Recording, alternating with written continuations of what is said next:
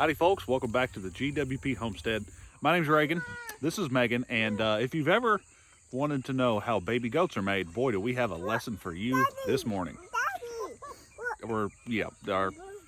It's been one of those days. Benji, our buck, is in rut, the girls are coming into heat, and fall breeding season is well underway. Yeah. Oh, you got a cattail there? Kids are still in their pajamas because we're supposed to be getting ready for church right now. Yep. And yeah, we're gonna throw some footage up. I'm trying to catch some of it in landscape orientation here, but it's we weren't expecting this morning. Yeah, so I figured might as well go ahead and get my phone out and at least take some kind of footage. But so typically two of my does scream when they're in heat, and one of them that's in heat is not screaming, but she's coming into heat or in heat already. So we weren't prepared for this. Parental discretion is advised if you're not ready to see this. But, you know, this is life on a farm.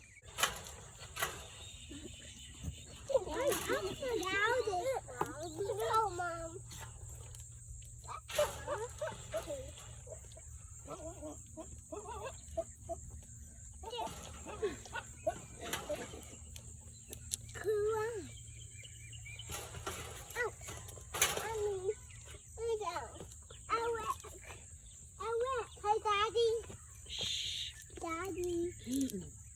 I said Daddy. And I said Keaton. Stop. Daddy. Stop. He's busy.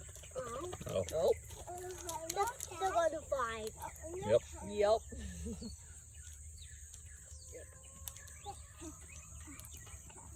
I caught that, Go Mom. ahead and put that one in the book.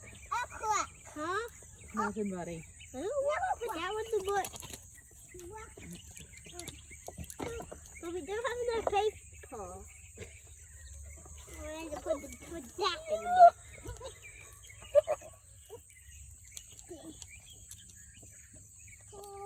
Oh goodness. Oh, Oh God. goodness.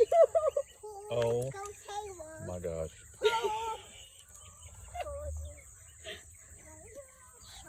For scientific purposes.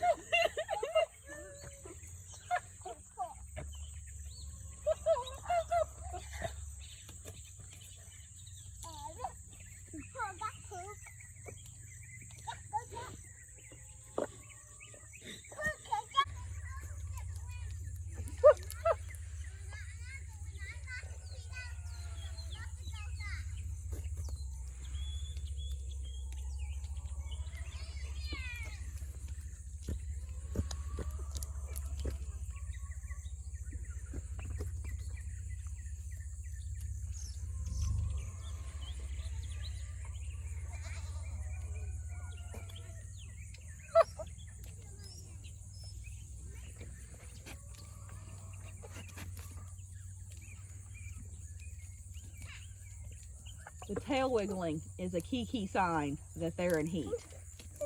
Bonnie is definitely in heat because she's been wiggling all morning. And I think Annie's coming into heat. Violet has already been in heat. Oh, yep, here we go again.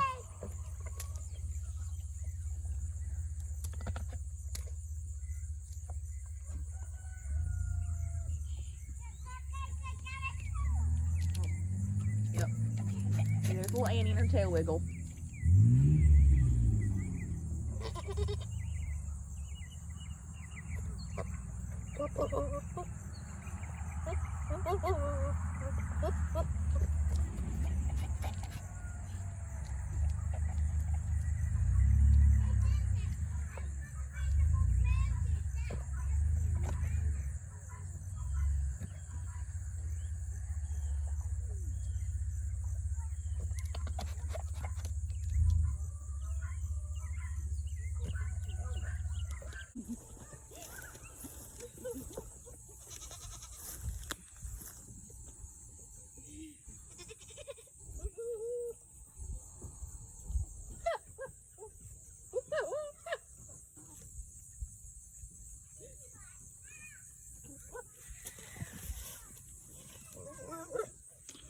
Clyde there is a weather, but I don't think Benji cares.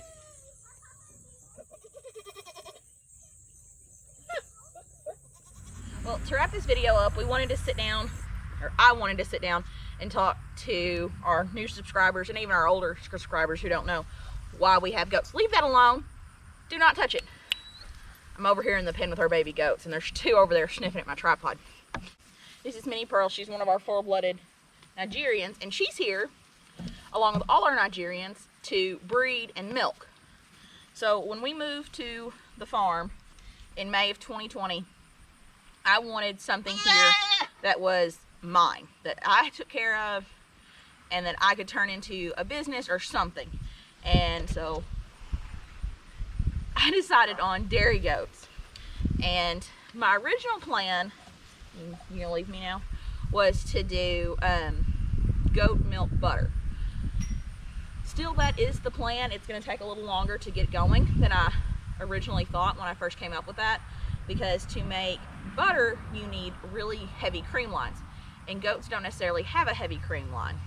Now, Nigerians have the heaviest cream line, so I am in the right breed for that part. What are you doing, sweetheart? So that's why we're breeding, is we're going to milk, and what we're going to, our goal, sorry, a cat distracted me over here on my side. My goal for next summer and spring is to get my goat soap and goat lotion up and going. So we'll milk the 3 girls. So that's Violet, no, Minnie Pearl. That's Violet, Brandy, and Annie. We'll milk them and make soap and lotion out of their milk. And that's one way we're going to use. We'll also drink some of it. The kids love goat milk. They're mad that they don't have any right now because all our goats are dry. So they'll be happy to have goat milk back. But that's one way that the goats can kind of be self-sustaining, in the fact that they're bringing in their own income, along with selling babies. And we went registered because we're going to get to be able to trace their lines better, as far as like making sure we have good milk lines, good health lines, and all those good things. Now, we do have 2 meat goats breeds. I guess technically 3, because Juniper is part Nigerian, part Savannah Kinko Cross, because her mom is a meat goat. And those they were given to us as a gift when we first moved here to help clean our fence rows. They spent the whole first year of their life, or their first year of being here on the farm, in the backyard because we couldn't keep them in our fields. But now we got that under control. So, you're a sweetheart, you know that. So we've got them out on pasture and cleaning up fence rows so we can improve our fences and continue to grow our herd until we're happy with our numbers. I said I wasn't going to retain any does this year. Reagan expects me to retain at least 2. We'll see what happens. And then we'll breed Minnie Pearl here and Calamity. We'll breed Jane, her sister, when they're around a year old, maybe a little older. And they can be bred to Benji. That's one reason I bought Violet bred, is because I was hoping to get some doelings that I could continue my line with. So essentially we have 5 does that can all be bred to my current buck, and I'm looking to probably add a second buck at the end of next year to continue growing my lines. Can you not eat me? Can you not chew on me? That would be great. But that's why our goats are here, is we've got the 2 meat goats that are here to help eat, add a little size to our herd out in the field. Makes me feel better to have those large breeds running around with my smaller ones, especially when I've got kids out there, because they're so tiny. And then our Nigerians are here so we can milk. We can consume their milk and make dairy products, cheese, yogurt, and that kind of thing. And then we can also use some of it to make soap and lotion to bring in some income, so the goats would be paying for their own food and their vet care. The babies will sell. We'll sell some of the babies and do the same thing, where they're paying their own way. And look how cute they are. How can you not just want 100 of these running around the farm? They're so cute. And goats are somewhat of a good way to introduce yourself to livestock, because they are smaller and they're a little easier to handle. Now, goats are escape artists, so you've got to make sure you're set up for fencing wise as far as that goes. Like, I have a goat out right now. Bonnie is actually out between our 2 fields technically. So I'm sitting in our backyard, which is where we keep Benji sometimes and Jethro, and right now all our kids are in it because I don't want them exposed to Benji. So right now it's the weaning pen. It's where my kids should be playing. And then right between me is part of our actual yard, and then on the other side of that is our field, and Bonnie is between the two, completely out of the fence. She got out yesterday too, so I got to figure out where she got out at. But these were our kind of our introduction. We did have our first beef steer last year too, but you know, the cattle, having one beef steer floating around is pretty easy. They're pretty easy to keep in. Our first one was super easy, super tame, super easy to deal with. And there's some videos about him in some of our older stuff too. Our current one, I'm ready for him to go. I was ready for the other one to go too because I was wanting my freezer beef. But this one is just, he's a pain in my butt. Little note here, Jethro there, which we weathered with a band a couple, 2 months ago maybe now. He's officially a wether. They fell off. They fell off sometime last night. Look at his little beard still growing in there. So Jethro is officially a wether. Well guys, I think that's all I got for you today. You say bye?